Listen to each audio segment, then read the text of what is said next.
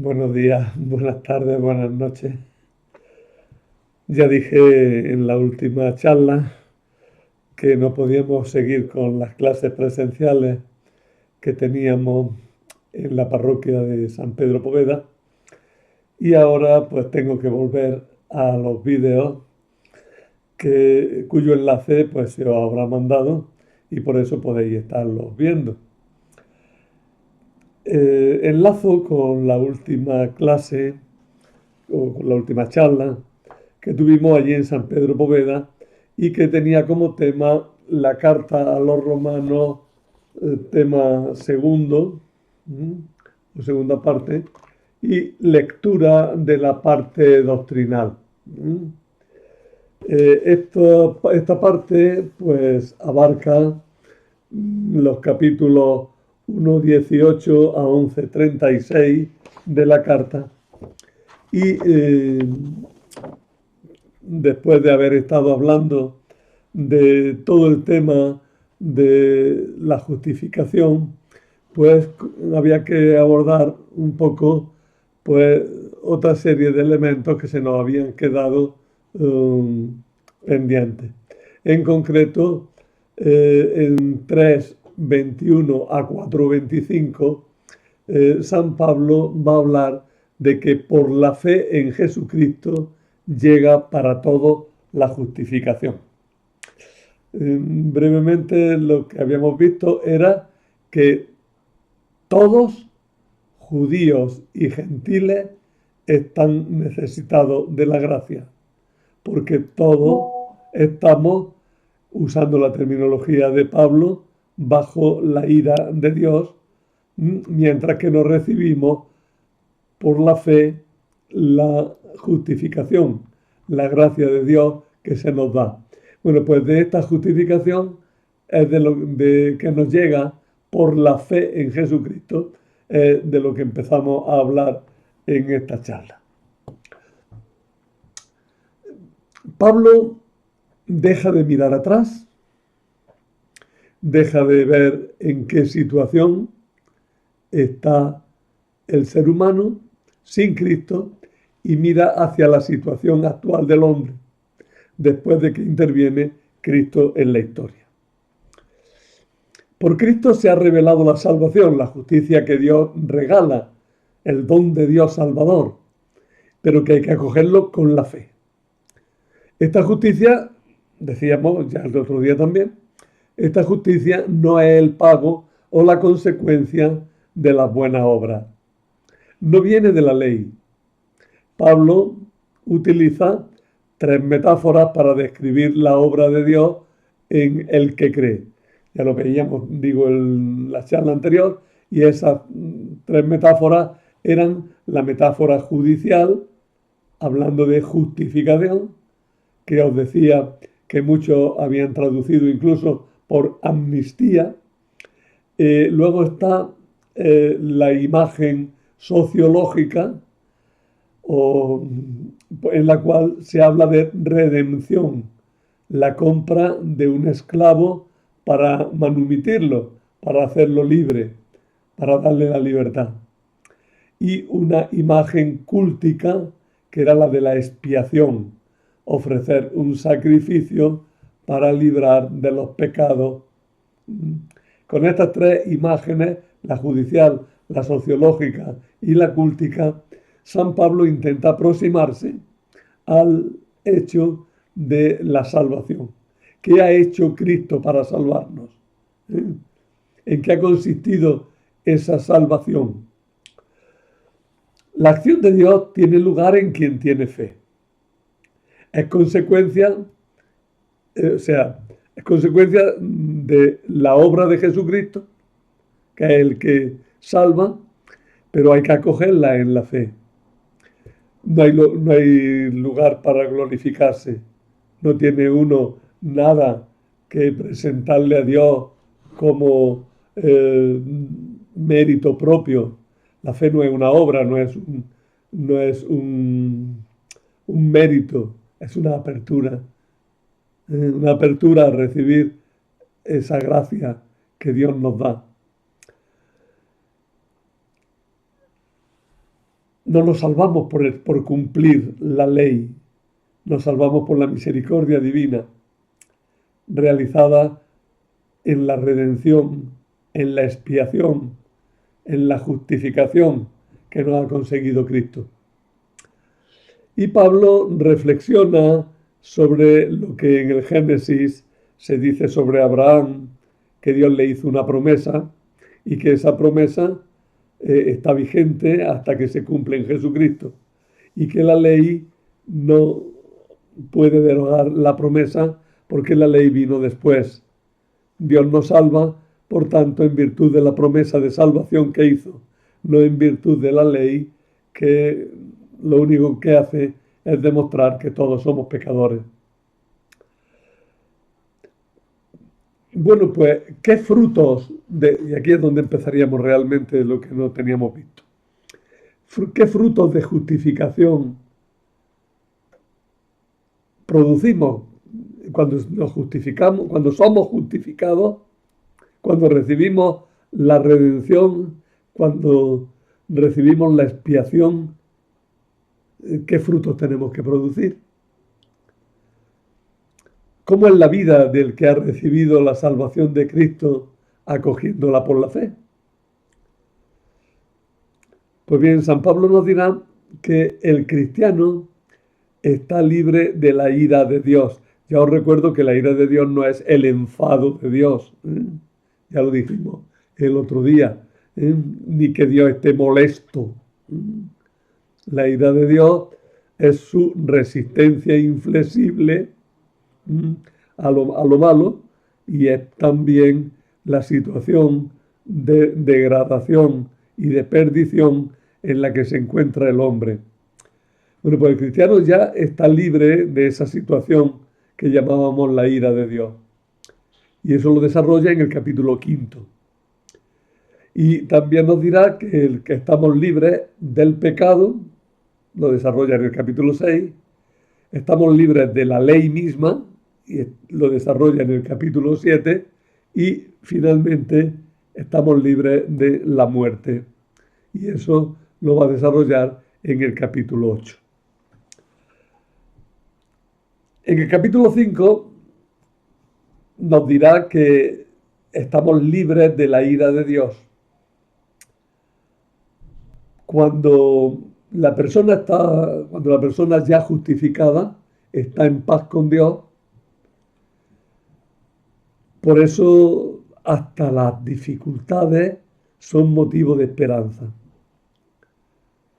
La garantía de la esperanza es la sangre de Jesucristo que salva a los que estaban en contra suya, pero ahora han sido llevados a la vida nueva que nace del resultado de esta justificación que Jesús ha hecho en nosotros. No podemos pensar en Dios como alguien irritado en contra de los pecadores.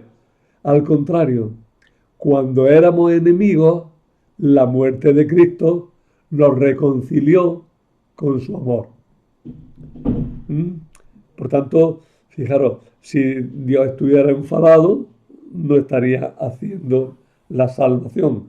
No, Dios nos quiere y aunque estamos en una situación deplorable, cuando estábamos en contra de Él por nuestros pecados, Él sin embargo nos dio a Jesucristo para que nos librara de esa situación. Aparece así una nueva metáfora para expresar la relación nueva con Dios, la de la reconciliación. Dice San Pablo que cuando estábamos en contra de Dios, Dios se ha reconciliado con nosotros. Esta metáfora de la reconciliación se añade a las otras tres que hemos visto antes. La justificación, la redención y la expiación. Y con esta se quiere expresar nuestra relación con Dios como una vuelta a la unidad familiar. Nuestro orgullo no es cumplir la ley, sino tener por padre a Dios.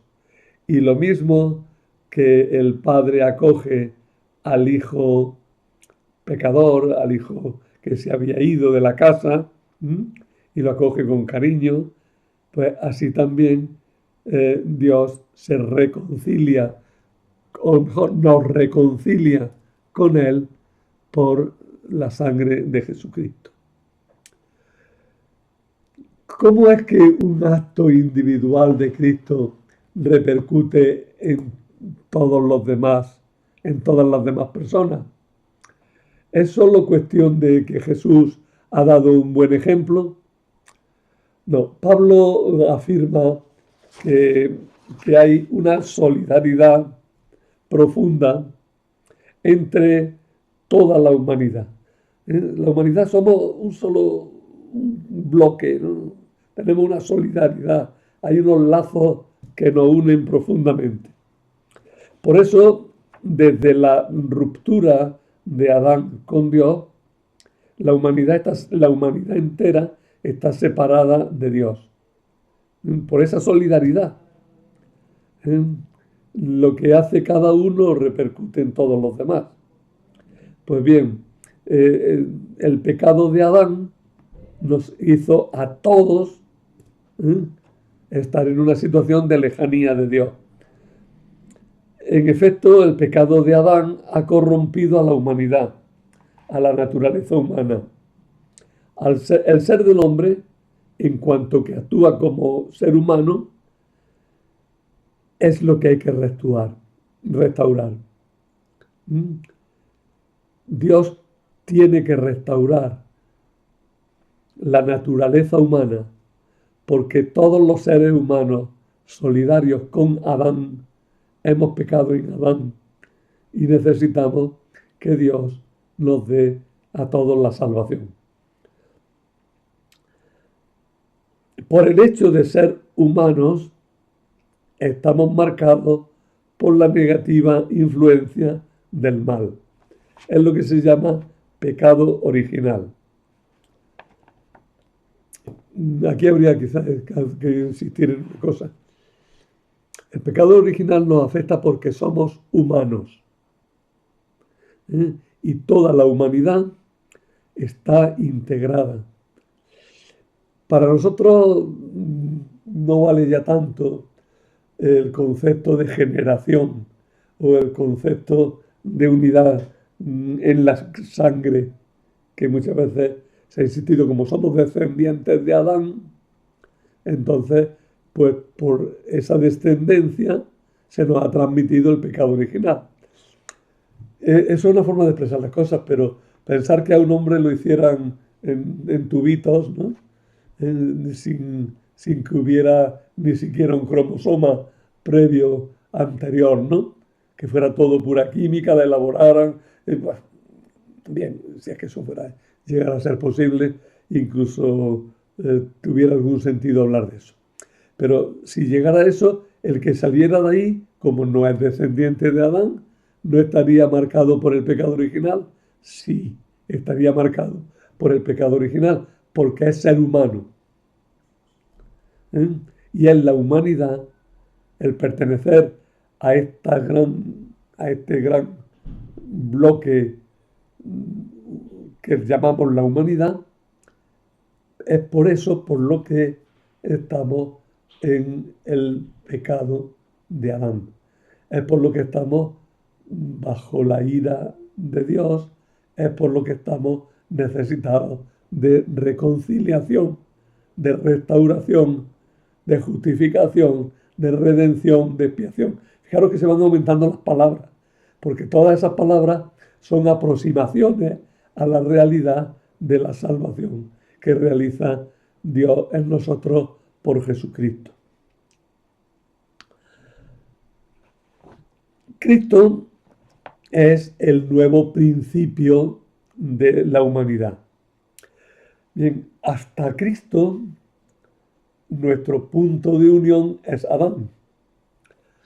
Pero ahora, desde Cristo, nuestro punto de unión va a ser el mismo Jesucristo. La humanidad ya no va a tener como referencia a Adán, sino que va a tener como referencia a Cristo. Y si Adán pecó y nos hizo a todos pecadores, Cristo fue obediente al Padre y nos ha reconciliado a todos con el Padre. Por tanto, el nuevo Adán, que es Jesucristo, porque es el nuevo ser humano que nos integra en una nueva unidad. La humanidad vieja, la de Adán, queda crucificada, queda desechada, queda ya perdida, ya desaparece con la llegada de Jesucristo. Con la llegada de Jesucristo ahora somos integrados en una nueva solidaridad, en la solidaridad de la gracia, en la solidaridad de la salvación. Cristo es el nuevo principio de la humanidad, el nuevo Adán, el que realiza en sí el plan original de Dios con la humanidad.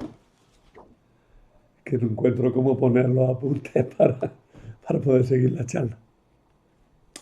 Cristo es el que nos establece como nueva humanidad. Su persona misma repara nuestra naturaleza humana, porque Él es el hombre como Dios manda. Es el hombre que ha traído en sí mismo el reino de Dios, la nueva realidad de la salvación. Ahora, quien se une a Cristo, no ya por la sangre, sino por la fe, es fe que se sacramentaliza en el bautismo, pues quien se une a Cristo por el bautismo, que hace sacramental la fe, pues cuando nos unimos con Él, somos criaturas nuevas, con Él, en Él.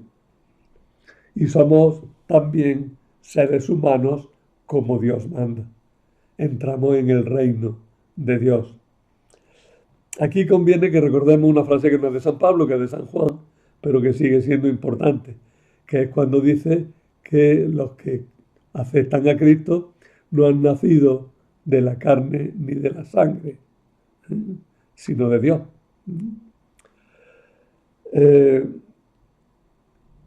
Además, la gracia que nos llega en Cristo, fijaros que ahora llamamos al don de Dios, lo llamamos ahora gracia. Me interesa que vayáis fijando todas estas palabras que son formas de aproximarnos. Gracia, charis, significa regalo, don, aportación gratuita, algo que se nos entrega por benevolencia, por gratuidad total. Bueno, la gracia que nos llega en Cristo supera los efectos del pecado.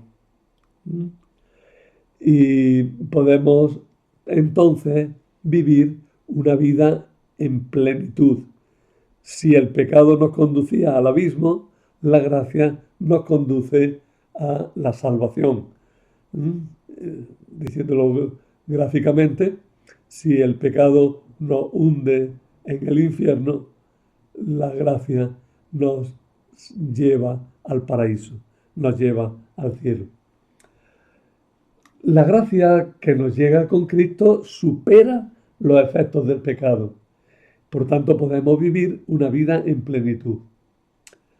Veis la densidad de la enseñanza de Pablo. Cristo nos ha librado de la ira de Dios. Pero en el capítulo 6 va a decirnos que nos libra del pecado.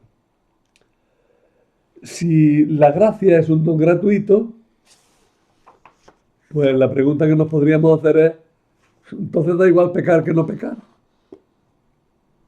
No, hombre, no. Si la gracia nos ha librado del pecado, no es para que volvamos a pecar, todo lo contrario, es para que vivamos la vida nueva. La gracia viene a destruir los efectos del pecado.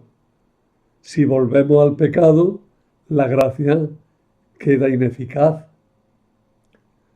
Si hemos muerto con Cristo, debemos vivir con Él. ¿Os dais cuenta? Por tanto, la gracia nos libra del pecado. Es más, nos hace capaces de vencer al pecado. Cuando estábamos presentando la situación del hombre antes de Cristo, insistíamos en que el hombre no puede cumplir la ley de Dios, porque estructuralmente está destruido y no puede cumplir por sí mismo la ley de Dios. Ahora que ha venido Cristo y que nos ha justificado, tenemos capacidad para vencer al pecado. Por esa gracia, por ese don que Cristo nos da. Por eso en el capítulo 7 va a decirnos también que estamos libres de la ley. Pablo entiende la ley como el conjunto de preceptos que están codificados en el Pentateuco. Esta ley, que decíamos que era imposible de cumplir, esta ley que condena al transgresor, es la que ha quedado superada por la fe en Cristo, que nos da la ley nueva del Espíritu que habla en nuestro corazón. Y si estamos libres del pecado y de la ley, también estamos libres de la muerte. Y eso lo desarrolla en el capítulo 8. Libres de la ley, libres del pecado, estamos también libres de la muerte, que es la condena del pecado. Hemos recibido el Espíritu de Dios, y el que se deja llevar por el Espíritu de Dios vence los malos instintos y vive la vida de Cristo. Si compartimos sus sufrimientos y su muerte, viviremos su gloria. Por tanto, nuestra misma muerte biológica pues queda en un plano muy distinto de como estaba antes. No es la destrucción de la persona, sino que al contrario es la apertura a la plenitud de vida que Cristo nos ha logrado con su muerte y a la que estamos asociados por nuestra fe y nuestro bautismo. Esa sería la gran exposición de Pablo en esta teoría, ¿no? Estábamos muertos por el pecado, pero ahora podemos vivir por la gracia que se nos da en Cristo. Y conviene que recordemos, verdad que soy muy pesado, pero el Padre Leal decía que repetir es el secreto para que entendamos las cosas. Antes se nos decía una serie de ejemplos para que viéramos qué es lo que ha hecho Jesucristo con nosotros. Y hemos hablado de liberación de la muerte, de liberación del pecado, de liberación de la ley, de reconciliación, de restauración, hemos hablado de justificación, hemos hablado de redención, hemos hablado de expiación. ¿Veis? Todas esas formas de enfocar la cuestión conducen a que tengamos una visión mucho más clara de lo que Cristo ha realizado en nosotros.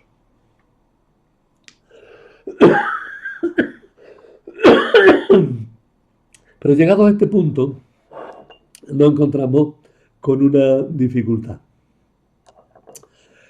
Y es que Pablo ha dicho que todos estamos en la misma situación frente a la salvación, tanto los judíos como los no judíos.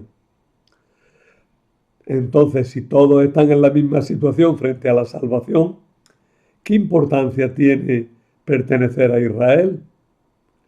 ¿Es que Dios ha rechazado a su pueblo? ¿Es que lo de Israel ya Dios no lo tiene en cuenta? ¿En qué situación están los judíos? ¿Las promesas de Dios a su pueblo han quedado reducidas a la nada? ¿Hay que despreciar a Israel? No. Fijaros, los capítulos 9 al 11 abordan este gran tema. ¿Qué papel tiene el pueblo judío en la historia de la salvación? Ya en la primera charla que dimos sobre la carta a los romanos abordábamos un poco este problema. Ahora lo voy a profundizar un poquito más. De todas maneras, convenía que se leyera los capítulos 9 al 11 previamente y después de que expliquemos esto. Antes y después, y darle alguna vuelta más. Bueno, pues entonces decimos, la postura de Pablo se basa en dos pilares subjetivos, dos pilares que están en su conciencia. El primero es que él es judío y está orgulloso de serlo y ama a su pueblo y no ha renunciado a ser judío en absoluto. No entendamos que Pablo, al hacerse cristiano, ha renunciado a su condición de judío. No, sabe que su condición de judío ha llegado a la plenitud al hacerse cristiano. Bueno, ese es el primer pilar. Pablo está convencido de que es judío, pero también está convencido de que es el apóstol de los gentiles. Es decir, ahora él se debe especialmente a los no judíos. Y es a los no judíos a los que va a tener que transmitirles el evangelio que nos está salvando. La palabra salvadora que nos anuncia la redención llevada a cabo por Jesucristo. Por eso él, cuando argumenta en estos capítulos, va a argumentar desde su propia experiencia interior. Nos va a hablar desde ese saberse judío y ese saberse apóstol de los gentiles. También los destinatarios condicionan su exposición, porque en Roma había un problema concreto de relación entre los judeocristianos y los pagano-cristianos, si vale la expresión, y entre los gentiles convertidos al cristianismo. Entonces, estaban en tensión, chocaban bastante.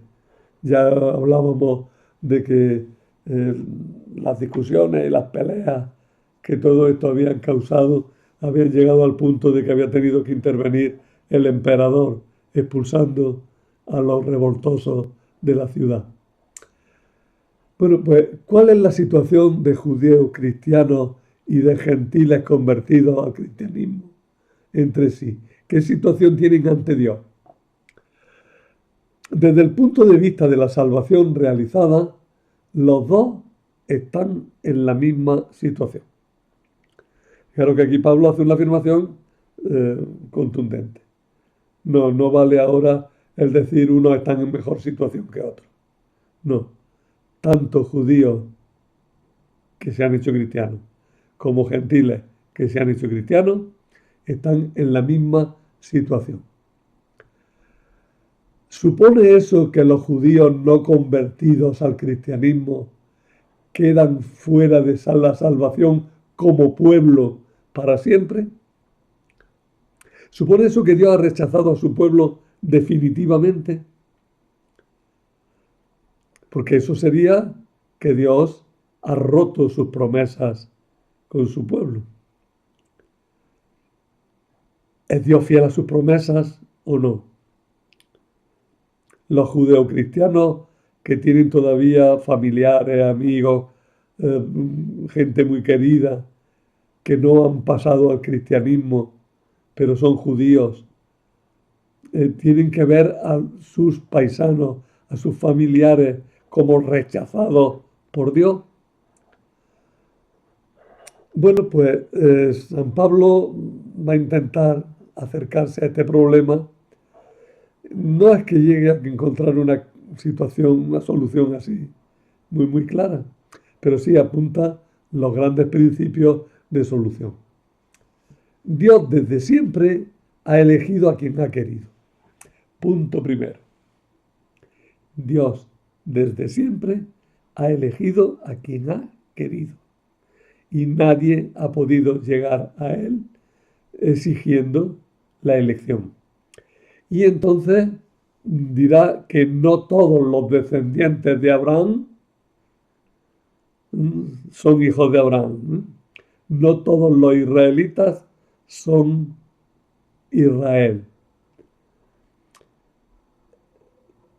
Tampoco los descendientes de Isaac, porque de Abraham estaban los ismaelitas, estaban los descendientes de Ismael y estaban los descendientes de Isaac. Bien, Dios escoge a Isaac, pero no a Ismael. Y luego después, de los descendientes de Isaac, tenemos a Jacob y a Esaú. Dios escoge a Jacob y no escoge a Esaú. ¿Veis?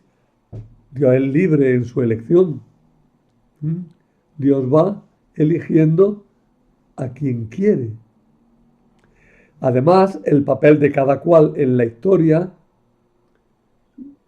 es el papel que Dios le asigna libremente, según su propia voluntad. Cada uno tiene un papel distinto en la historia de la salvación y nadie tiene derecho a exigir nada de Dios. Este siempre será un punto muy importante. Ante Dios no podemos ir nunca con exigencias. Dios es soberano y además es soberano salvador, que salva como quiere, cuando quiere y de la forma que quiere. No podemos condicionarlo. Nadie tiene derecho a exigir nada de Dios.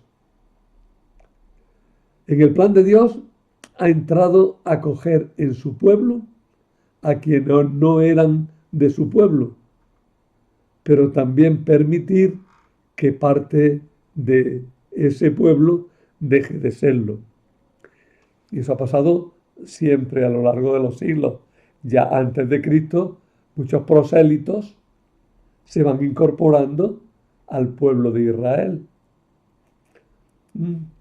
Pero también hay muchos que apostatan, que se apartan, que se retiran, que dejan de pertenecer a ese pueblo.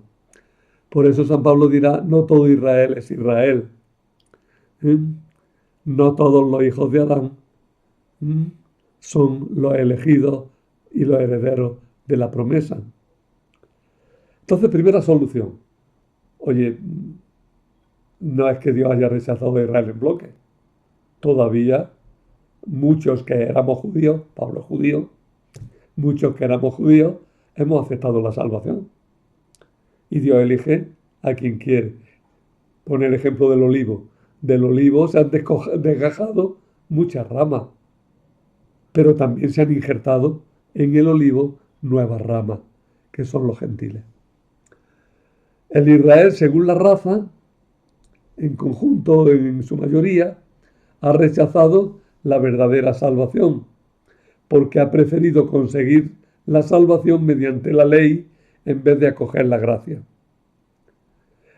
Es verdad que los israelitas quieren ser fieles a Dios, pero se equivocan al no reconocer que Cristo es el final de la ley en cuanto código de preceptos.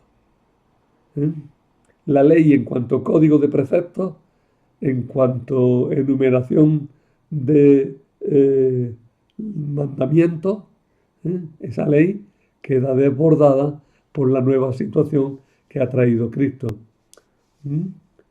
Pero si se empeñan en seguir obteniendo su salvación por el cumplimiento de la ley, se equivocan, porque nadie es tan buen cumplidor de la ley que no caiga en algún error, en algún pecado, en alguna contravención de la ley. Ahora bien, ahora hay judíos, Pablo es uno de ellos, que han creído a Jesús. Estos son el resto de Israel. Estos son el eslabón de la continuidad de la fidelidad de Dios a sus promesas. Pero Dios no se olvida del Israel que no ha creído. Y aquí añade algo. Porque bueno, la solución podía venir por aquí. Bueno, pues del olivo se han desgajado ramas, se han injertado otras, los que se han desgajado, allá ellos. Esos se llaman a sí mismos judíos e israelitas, pero no son judíos. Fijaros que las comunidades jodánicas y en las cartas, en el Apocalipsis en concreto, se dicen que son judíos, pero no es verdad, que no lo son. Se han desgajado, se han desbajado por la fe. Bueno, pues ahora hay judíos, y Pablo es uno de ellos, que han creído. Estos son el reino de Israel, el resto de Israel.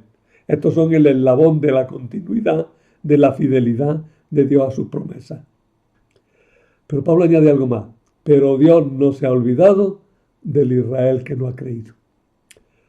Y aquí tenemos un elemento nuevo importante que la Iglesia ha olvidado demasiado.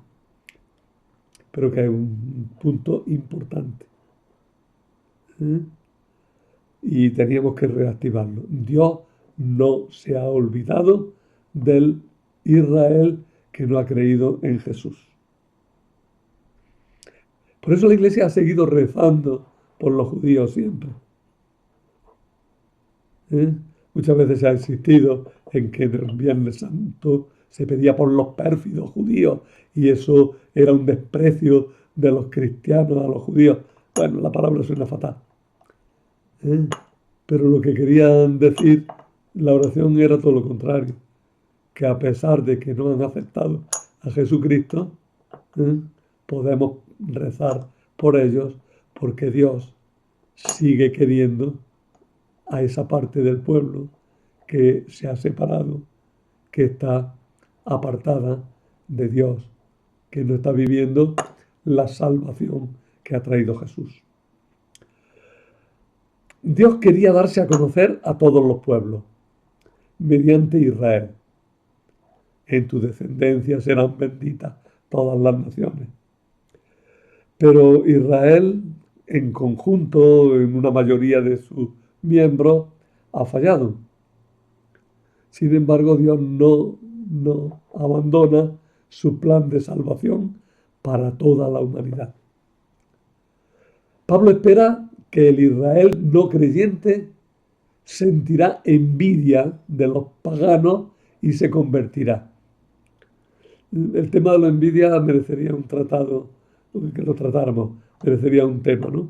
Sencillamente apunto que aquí la envidia se entiende ese resquemor que queda porque otros aceptan la salvación y uno está en una situación desairada. Pablo dice, ahora los judíos están teniendo envidia de que los prosélitos se vayan al cristianismo, de que muchos judíos se hayan hecho cristianos y entonces sienten envidia de que el cristianismo crezca y sea muchas veces incluso a costa del judaísmo. Pero Pablo retuerce la idea y dice, ojalá que esa envidia les lleve a ellos a convertirse. Y Pablo entonces como que sueña con una conversión final de todos los judíos. Y bueno, entre las señales del fin del mundo que siempre se han dicho ya en la Iglesia, se ha dicho que una de esas señales será la conversión en masa del pueblo judío al cristianismo. Siempre hay que tener esperanza, siempre hay que creer que los dones de Dios, que son irrevocables, llevarán a la salvación al resto de su pueblo. Si los paganos encontraron espacio en la salvación a causa de la incredulidad de Israel, la conversión final de Israel como pueblo traerá una luz de gracia al mundo. Fijaros, vamos a ver un poquillo este argumento. San Pablo dice, mirad, bueno, Dios permitió que el pueblo no en masa, pues no todos los judíos se convirtieran, porque eso hizo caer en la cuenta de que había que predicar a los gentiles. Eso hizo caer en la cuenta de que Dios quiere pues la salvación de todos. De alguna manera, la cerrazón de los judíos trajo consigo la apertura de la gracia para toda la humanidad, aunque no sea judía. Por tanto, incluso esa cerrazón de los judíos se convierte en un elemento de salvación para la humanidad. Pero si eso, que es negativo, es algo positivo en cuanto que abre el camino a la salvación para la humanidad, si ellos se convierten, entonces la gracia de Dios va a entrar a raudales en la humanidad. Y esa conversión va a ser una explosión de alegría profunda y de vida para la humanidad entera, salvada por Jesucristo. Pero hay todavía otro elemento más, y es que la situación actual de Israel nos advierte de que podemos cerrarnos a la salvación también nosotros. Y nos obliga a desear y esperar la conversión de Israel. Una advertencia, Una advertencia siempre. Que no te las des tan bueno que te creas que ya está todo conseguido. Que te puedes cerrar. Que hay un momento en el que puedes encastillarte en lo que tú crees que es la salvación definitiva y no aceptar los dones de Dios tal cual como Dios te los da. Claro que esta idea de encerrarse y de no querer el abrirse de ninguna manera es lo que se da, sin que ahora mismo yo juzgue a nadie, se da en mucho conservadurismo que hay en la Iglesia. No, nosotros ya estamos salvados y no hace falta más nada. Por tanto, cualquier elemento que se introduzca, lo único que va a hacer va a ser destruir. Si entra el Concilio Vaticano II, va a destruir. Si entra la apertura que ha traído el Papa Francisco, va a destruir. Si entra la sinodalidad, va a destruir. No. Nosotros como siempre, como siempre. Y los judíos dicen como siempre, como siempre. Y por eso no aceptan a Cristo. Pues la cerrazón de los judíos al Evangelio es una advertencia para que nosotros no lo cerremos a la actuación de Dios que continúa en el mundo por la gracia de Jesucristo y no es algo anquilosado ni algo cerrado para siempre.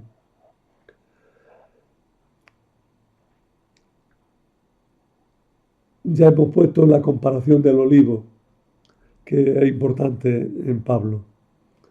Pablo muestra que los cristianos no deben mirar con superioridad a Israel, pues de Israel ha salido la salvación. Recordad también una frase de Jesús mismo que aparece en el trozo de la Samaritana. La salvación viene de los judíos. No lo olvidemos. Pero ya está superada. Ni en este templo ni en el otro, sino en espíritu y en verdad es como tenemos que adorar a Dios. Aunque sea verdad que la situación inicial parte de la elección que Dios había hecho del pueblo de Israel. Y tendríamos que concluir esta parte diciendo que los cristianos tienen una tarea de cara a Israel. Mostrar los frutos de aceptar los dones de Dios. Y cumplirán esa tarea, si cumpliremos los cristianos esa tarea, si demostramos con nuestra actitud lo que tiene que ser de verdad la Iglesia como pueblo definitivo de Dios en el que caben judíos y gentiles y en el que todos nos gloriamos de la salvación que ha realizado Jesucristo en nosotros. Y toda esta parte la concluye San Pablo con un himno de alabanza a los designios salvadores e insondables de Dios. Bueno, pues resulta que este tema ha dado para 2 sesiones y que de alguna manera pues nos retrasamos en la exposición, pero no importa. Poco a poco iremos haciendo la exposición de los temas que vayan siendo necesarios para que nos podamos acercar lo mejor posible al tema importante de verdad, que es la salvación de Dios que nos ha llegado y que San Pablo ha expuesto tan magistralmente. En la próxima charla veremos Romanos, tercera parte. Esta sería segunda vez la que hemos acabado de dar. El próximo día intentaremos ver la tercera parte, que en realidad es la segunda parte de la carta, que es la parte moral. Y luego también la parte final, los saludos y la despedida con su conclusión. Y nada más. El próximo día volveremos a abordar este tema.